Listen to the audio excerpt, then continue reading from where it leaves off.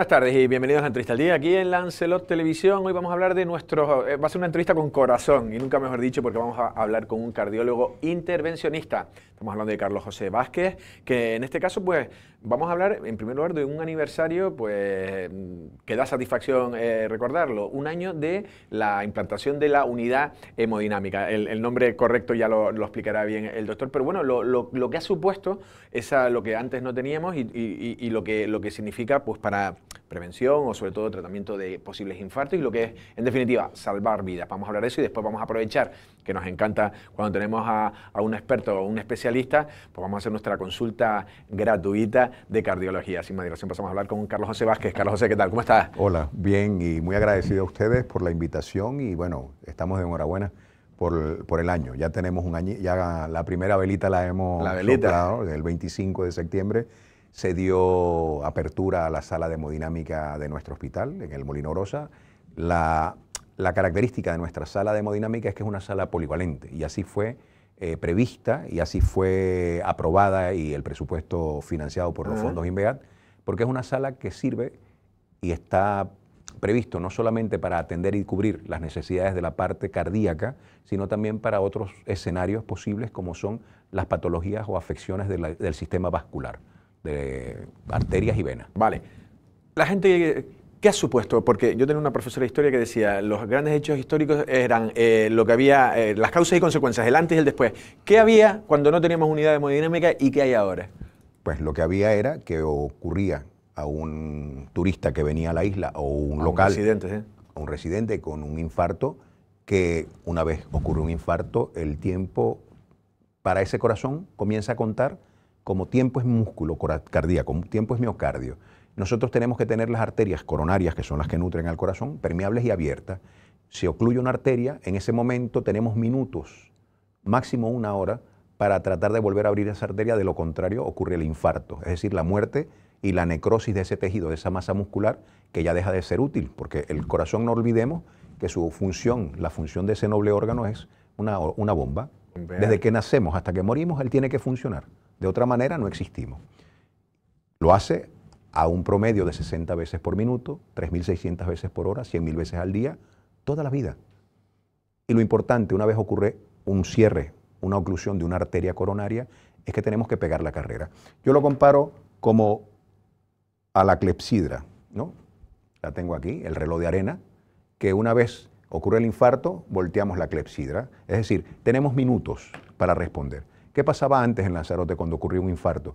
Activábamos el código, pero trasladando al paciente hasta Gran Canaria, tenía que venir el helicóptero desde Gran Canaria, llegar aquí, recibir al paciente, trasladar al hospital Dr. Negrín. Eso eran horas. Y la evidencia científica recomienda e indica que la arteria tiene que estar abierta recomendablemente en 120 minutos. De lo contrario, la utilidad de volverla a abrir se va perdiendo la efectividad, porque está abierta la arteria, pero el músculo ya está muerto. Claro. Entonces, opciones que teníamos en la isla antes de esto, los desatascadores, los trombolíticos, se llaman esos fármacos, ¿vale? La actilice, la estreptoquinasa, son medicamentos que ayudan a disolver el coágulo, pero no lo hacen de la forma tan efectiva o eficaz como atravesar la arteria con una guía, dilatar con un balón e implantar un stent, que es lo que hacemos aquí ahora y lo que hacen los compañeros del Hospital Negrín. Entonces, antes, el problema que teníamos era que al ser un archipiélago y estar en una isla, no teníamos una forma expedita de que la persona llegase al sitio en donde había el recurso. Hoy lo tenemos. Hoy lo tenemos. Pues no sé, en un año, ¿cuánta gente ha pasado por la unidad? Y lo digo porque ¿cuánta gente se ha podido salvar o cuánta gente tenemos que afectadas por...? Bueno, el año pasado, antes que se hiciese la apertura, por supuesto, para hacer las previsiones presupuestarias, la providencia, nos preguntaron, ¿cuántos casos? Una de las tareas que me llevé con los compañeros del Negrín, que no me canso de agradecerles, o sea, es una deuda de gratitud que tendremos con ellos siempre, el doctor Pedro Martín Lorenzo, el jefe de la sección de hemodinámica del Negrín, el doctor Caballero, jefe de servicio, los compañeros hemodinamistas, los cardiólogos y los enfermeros. Nos han dado un apoyo pleno.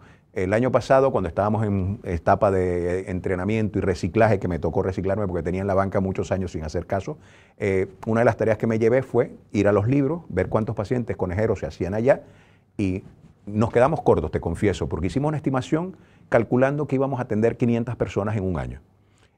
Al año antes de ayer sacando las cuentas, hemos hecho 645 cateterismos cardíacos, 97 marcapasos, 3 desfibriladores, 18 angioplastias periféricas, que ya no es solamente, por eso decía el polivalente, ya no solamente es el corazón, son las arterias de los brazos, las arterias que van al cuello, las arterias que van a las piernas, que también lo permite esta sala. Entonces, nos hemos quedado cortos con la previsión, pero hemos podido cubrir, por el apoyo presupuestario, hemos podido cubrir a muchos más pacientes de los 500 que habíamos previsto. Todos esos pacientes eran susceptibles de poder incluso perder su vida, ¿no? Entiendo por... Sí, el problema de un infarto es que el infarto, dependiendo del territorio que afecte y la arteria que esté involucrada, pueden ser mortales. Y por eso es que tiempo es músculo, tiempo es miocardio. Vale, lo ha dicho un poco, para la gente, ser un poco didáctica. ¿Qué es un infarto? ¿Qué es el término correcto y qué es lo que...?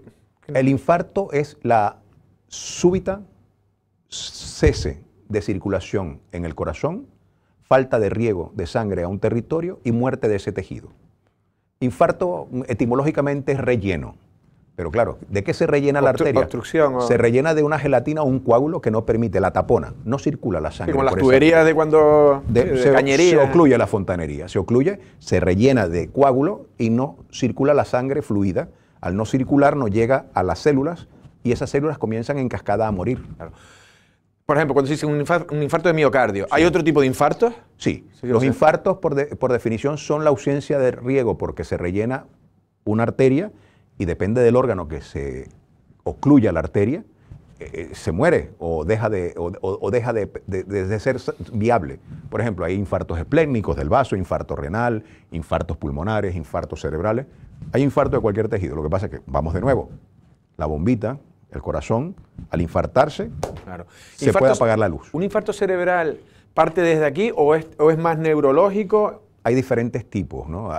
El infarto generalmente es porque hay una oclusión por un coágulo, pero puede haber un coágulo que se origina en la carótida, que se desprende, un trombo, un coágulo, una placa, en los fumadores sobre todo, que es muy frecuente y está muy relacionado, se obstruye la arteria. Por otra parte, una arteria que hace un espasmo sostenido, que lo vemos con frecuencia en los jóvenes que toman o consumen cocaína, puede haber un infarto cerebral o cardíaco. ¿Sí? O sea, ese es uno de los... Un espasmo sostenido de una arteria permite o evita que circule la sangre y en ese momento ese tejido deja de estar viable. Y eso es por el efecto de por ejemplo, la cocaína es un efecto... La cocaína es un potente vasoconstrictor. Constrictor. Sí. Claro, que Entonces, es lo contrario de dilatador. Son infartos en la madrugada, de una noche loca, de gente joven que no tiene enfermedad, pero se la fabrica. Madre mía, qué miedo.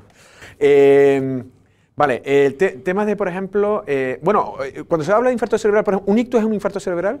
Hay diferentes tipos de ictus, pero bueno, no es mi campo, pero te puedo explicar así a grosso modo. Es un territorio afecto, claro, el cerebro es muy complejo, mucho más complejo que el corazón, porque de él depende todo. Para empezar, ahí está, se aloja la conciencia, el saber quiénes somos y dónde estamos. Sí, es como lo desconocido. Y claro, depende del territorio que afecta también. El denominador común es o una ruptura de una arteria, que se ven los hipertensos, por ejemplo, un espasmo o una oclusión por un coágulo. El hipertenso, pues en mi familia somos hipertensos. Antes me decía que un infarto no tiene por qué ser un hipertenso, y yo entendía como que ser hipertenso ya tienes una predisposición al infarto. Claro, o los infartos del músculo cardíaco o de miocardio, los infartos de miocardio tienen factores de riesgo. Hay factores de riesgo que son inherentes a nuestra genética, a nuestra descendencia, y entre ellos ser hipertenso está muy asociado a la herencia. Entonces, padres darán hijos probablemente hipertensos y eso se relaciona a su vez con un endurecimiento de las arterias, un aumento del tamaño del crecimiento del corazón por sobrecarga de trabajo y puede promover o facilitar a que se instale un infarto. Pero no solamente ese factor de riesgo, tenemos la diabetes, que es un potente factor de riesgo, tenemos el colesterol, o las dislipemias. Porque eso sí, eso es como grasa en la sangre y... Sí y no. El colesterol lo necesitamos porque con el colesterol fabricamos tejidos y células. Las membranas celulares, las membranas de todas las células necesitan el colesterol. Pero por otra parte, el colesterol tiene varios tipos o subtipos. Tenemos el colesterol LDL, o el que no nos gusta, que es el malo, el que llamamos los médicos, ¿no? Sí, el de baja densidad, es el que está más relacionado con la formación de esa placa que es como una especie de óxido dentro del interior de la luz, de la íntima del vaso, que se va absorbiendo las células defensoras, que son los macrófagos, que son células que se encargan de comerse, por decir así. ¿Qué pasa? Que no es que se lo comen y desaparece, no, se lo comen y queda por debajo de la alfombra. Esa alfombrita por debajo va creciendo y esa es la placa de ateroma. Hasta que obstruye. No, eso es más lento, sí puede obstruirse. El problema es que como las arterias y los vasos son pulsátiles, ahí se puede formar un hombro en esa zona o una úlcera y se rompe súbitamente y por ahí comienza una coagulación, pero por dentro. Y el vaso no tiene, se forma un coágulo que ocluye y vienen los infartos. La obstrucción viene por el coágulo, madre mía. Vale, temas, estamos hablando por la hipertensión, medicamentos, porque hay algunos para la hipertensión. Yo, por ejemplo, yo tomo uno, voy a decir, por protección de datos, pero bueno, el Acovil. Estos, ¿qué función tienen este tipo de...? Porque son para la tensión alta, en este caso. Bueno, de hipertensión tenemos muchísimo. Claro, no es el capítulo directo, pero es un factor de riesgo, efectivamente, como lo hemos comentado, el factor de riesgo es importante, porque es que el problema con la hipertensión es que nadie se quiere reconocer hipertenso, porque es que como que si nos dieran una sentencia o un aviso desagradable. Para que tengamos una idea, en la población adulta, a medida que van pasando los años, lo raro es no ser hipertenso. Lo bueno, que tiene solución, tiene tratamiento, tiene control. Probablemente no tiene cura, porque la gente quiere escuchar la palabra cura, pero tiene control. Control con ejercicio, control con el peso, control con hábitos higiénicos, dietéticos saludables, como evitar y restringir la sal o los alimentos muy procesados, y los medicamentos, que es el último paso, ya cuando con esas medidas generales no podemos lograr. Cuando tenemos que llegar a la medicación, es porque los valores ideales, porque hay valores ideales que está plena y científicamente demostrado que tenemos que tratar de que la persona tenga esos valores, cuando no se llega con esos controles básicos, vamos a la medicación. Ahora, medicación tenemos muchísimas. Tenemos, en este caso, es un Ramipril, el nombre del medicamento. Y a su vez tiene varias dosis bajitas como de 2,5 hasta llegar a 10 o incluso hasta 20 en casos extremos. Pero hoy día la pauta o lo que se recomienda es combinar medicamentos para no llegar a la máxima dosis de uno solo con sus buenos efectos de bajar la tensión, pero con los efectos colaterales de bajar la tensión, porque también todos los medicamentos tienen efectos colaterales, que no significa que sean malos, significa que hay que saber usarlos y que lo que sirve para Juan no es igual para María. Vale, pues entonces vamos a la segunda pregunta que antes hablábamos. Cuando me recetaban la pastilla de la hipertensión decían, ¿cómo acaba? ¿En IL o en OL? Y digo, acaba en IL, no Acovil o Ramipril. Dice, vale, porque dice, si acaba en OL, mal, para los hombres, mal. Ya sé por dónde va. Efectivamente, los betabloqueantes, que son los OL, los betabloqueantes, tienen además, ha habido una gran evolución y desarrollo de todos los medicamentos y todos los fármacos en el decurso histórico. Los betabloqueantes a veces son vistos así como los malos, los peligrosos, los malos de la película. ¿Qué son los betabloqueantes? Los betabloqueantes son medicamentos que buscan bloquear en los receptores de las células y sobre todo en las células musculares, lo que buscan es bloquear la adrenalina. Que la adrenalina también vamos a hablar otro tema, porque la adrenalina es la hormona del estrés. Es el estrés. Lo que pasa es que el estrés es necesario, en el ser humano es necesario y antropológicamente vamos a decirlo de la siguiente manera. Cuando éramos animalitos sin ropa, necesitábamos un chute de las glándulas suprarrenales que súbitamente o repentinamente ordeñasen esa adrenalina para que, si el animal era más grande que nosotros, salir corriendo, espepitados. Sí. O si teníamos mucha hambre, la adrenalina saltaba para que corriéramos y nos comiéramos al animal más pequeño. Entonces, es necesaria. Pero ¿qué pasa? Que tú no puedes llegar estresado hoy aquí y ver mal al jefe y darle un garrotazo con la adrenalina. Sería la forma ideal y así no viviríamos estresados. Pero ¿qué pasa? Que la adrenalina sostenida en el tiempo pues nos juega pasada. Y es por eso que una de las cosas más directamente relacionadas con la adrenalina es aumento de la frecuencia cardíaca, taquicardia, frecuencia cardíaca rápida, aumento de la resistencia por reducción de las arterias porque constriñen las arterias y lo que hace es que aumenta la presión arterial. Y lo que buscan los betabloqueantes es bloquear en parte el efecto de la adrenalina que no se necesita o la exagerada concentración de adrenalina, pero también bloqueamos en otros sitios la adrenalina cuando hace falta. Entonces, es allí cuando muchos dicen, no te tomes el propranolol o el atenolol porque da disfunción eréctil en el hombre. Sí. Y que tampoco es en todos. Es verdad que la adrenalina se necesita para casi todo, pero también puede ser perjudicial. Entonces, lo que se busca con los betabloqueantes y hoy día los de nuevo desarrollo, que son los betabloqueantes de tipo beta 1, bloquear el efecto solo de lo que queremos que bloquee. Como que los medicamentos están más evolucionados también. Sí, es la taquicardia, frenando en los receptores beta 1 del corazón, y en las arterias, frenando el efecto beta 1. Vale, bueno saberlo porque hay mucha, como decía, bulo o leyenda. Sí, pero no, que se usan con confianza. Y de hecho, los beta-1 son medicamentos muy agradecidos y casi fisiológicos. Vale. Lo veía en un informativo, algo, juntaban a muchísimos cardiólogos y decían, ¿qué es lo peor para el corazón? Y todos decían el fumar. No sé si está de acuerdo. El problema dentro de los factores de riesgo del corazón y de las arterias es que es un factor con el que no nacemos, ni lo heredamos. Y vamos al estanco y lo compramos. Y el problema del tabaco es que en ese pitorrillo, que lo que pesa son 3.3 gramos, vienen más de 4.670 sustancias tóxicas. Incluso viene hasta polonio radioactivo y no lo sabemos. Y si lo sabemos no nos interesa. O sea, vienen sustancias radioactivas en esos 3.3 gramos de la caladita que tenemos ahí o las caladitas que tenemos ahí. ¿Y cuál es el problema? Que todo eso pasa al órgano más grande que tenemos, que son los pulmones, que si abrimos los pulmones en un campo de fútbol, todavía no nos alcanza. Tendríamos que tener 7 campos de fútbol abiertos para que los pulmones, esa membrana que intercambia el oxígeno o los gases, llegasen a nuestro cuerpo. Imagínate tú esa bocanada pasando a toda esa extensión instantáneamente. ¿Qué provoca? Inflamación. Y es una inflamación tras otra inflamación tras la administración del chute, que es la nicotina que va al cerebro, que es la que crea la adicción. Por eso el tabaquismo es una adicción y hay que llamarla con nombre y apellido. El que fuma es un adicto y hay que verlo así. Pero también tenemos que tener programas de salud pública para revertir ese efecto. Lo que pasa es que es muy potente la industria promoviendo lo agradable que es y vemos ahora el gran problema está con los vapers, en los niños, en las personas jóvenes. O sea, ¿cómo revertir esto? ¿Tiene peligrosidad el vapor a nivel tabaco? Sí.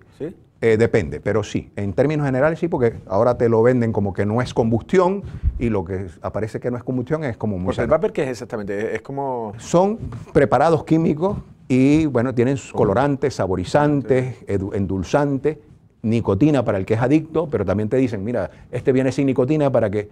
El problema es que está demostrado que el vapor es la principal puerta de entrada para la adicción tabáquica a futuro en las personas jóvenes. Tenemos el programa PAFCAN en Canarias. A mí me gustaría que fuese, porque es verdad que es un buen programa en concepto, pero el problema es cómo le dices tú a un médico de cabecera que está viendo 35 o 40 pacientes al día, además llévame el programa de atención al paciente fumador. Porque sale más barato prevenir, mucho más barato prevenir. Pero luego hay gente que dice, bueno, no le quiero meter en compromisos políticos, pero que hay una cierta... ¿Cómo se dice? Como cierta hipocresía en la forma de gobernar, que te ponen los paquetes con muchas fotos feas y tal, pero luego se cobran los impuestos y que se le permite a la industria del tabaco todavía... Hombre, vamos a ver, es mi opinión. Esto no es una cuestión de cardiólogo. No, es una opinión muy personal y yo creo que esto se escapa a nuestra charla, pero vamos a ver, algo que genera tanto costo sanitario, tantísimo costo sanitario, porque es que es muy caro.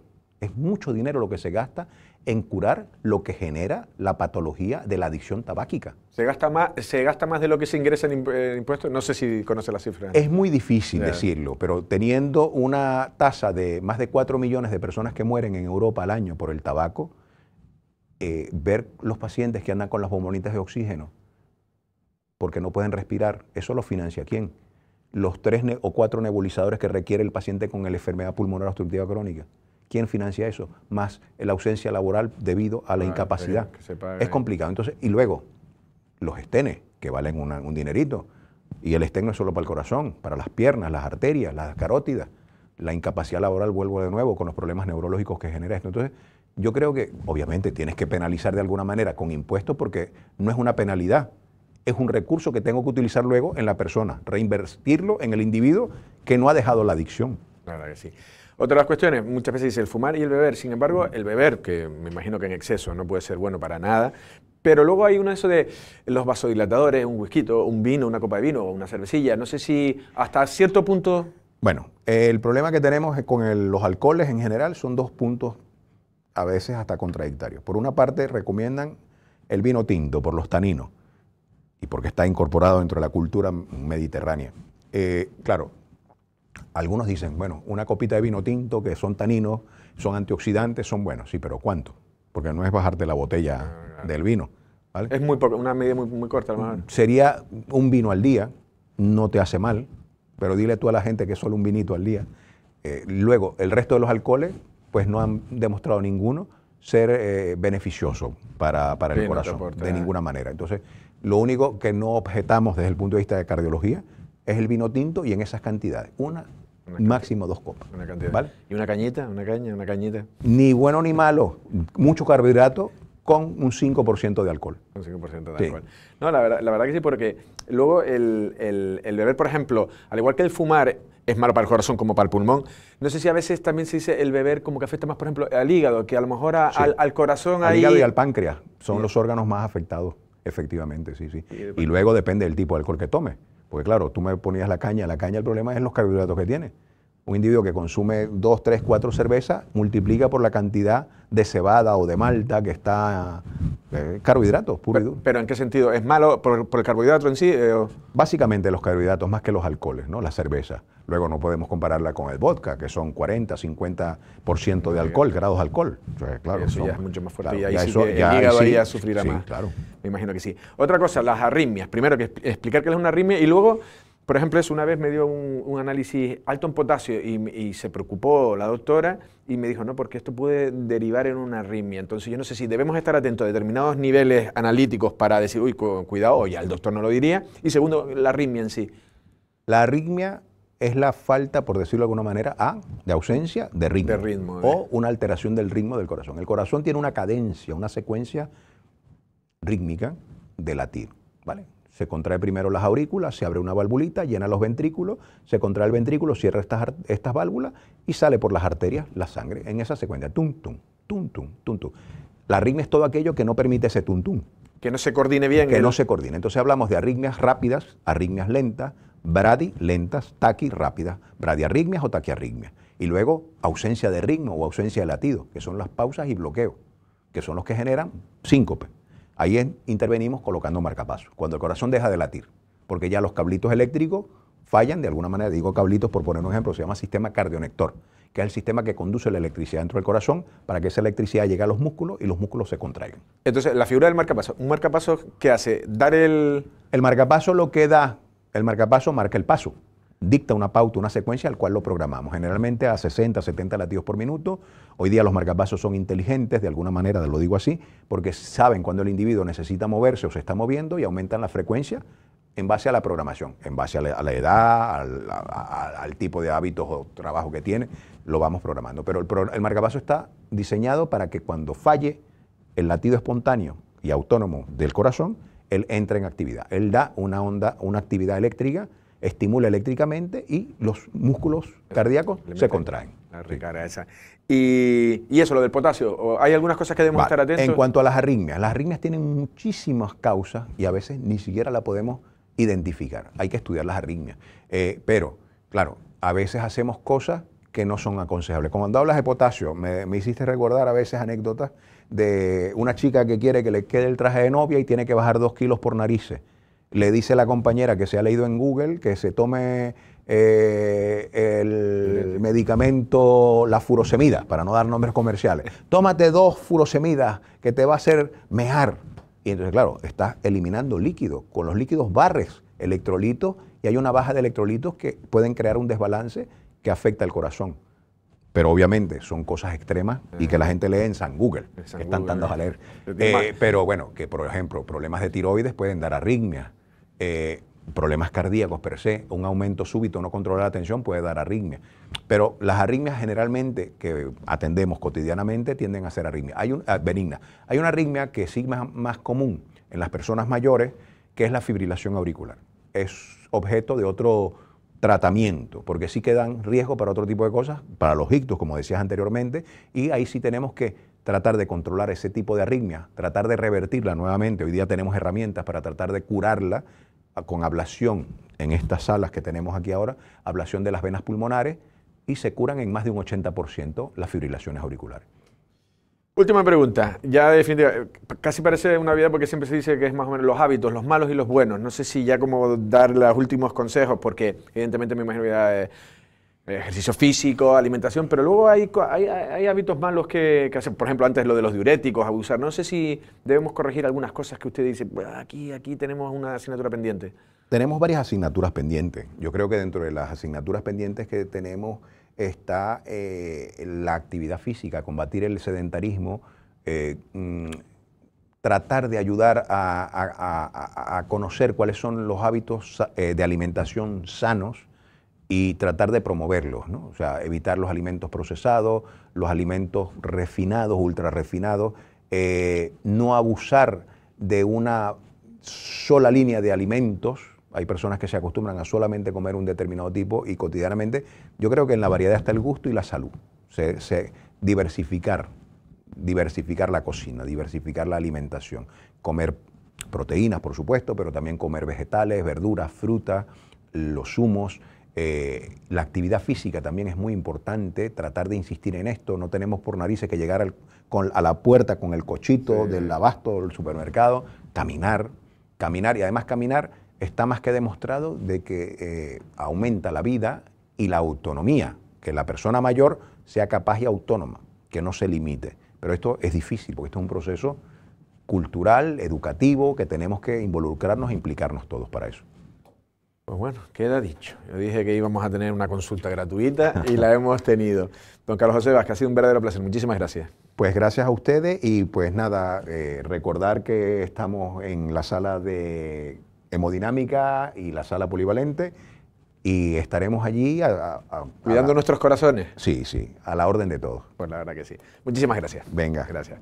Las palabras de Carlos José Vázquez, en este caso cardiólogo intervencionista, y hablando de esa unidad hemodinámica y lo que un añito, ha cumplido un año, y la cantidad de personas que han pasado por ahí y satisfactoriamente es que tienen su cosa, pero es cuidar los corazones, o sea, se les ha curado y en este caso pues permite pues vivir más que también y vivir en una serie de condiciones. El resto, bueno, pues ha dado consejos al final, hablaba de muchas veces lo que es, o sea, si eliminamos eso, unos buenos hábitos de alimentación, de ejercicio físico, además pues empezamos a reducir posibilidades de que pasen cosas malas y en este caso lo ha dicho y luego nos ha explicado, bueno, técnicamente también lo que son infartos, arritmias y demás, ¿no? Cuestiones que siempre convienen saberlo y también y sobre todo la aplicación de la unidad hemodinámica con esa intervención rápida pues también sobre todo evita muertes, que es de lo que se trata.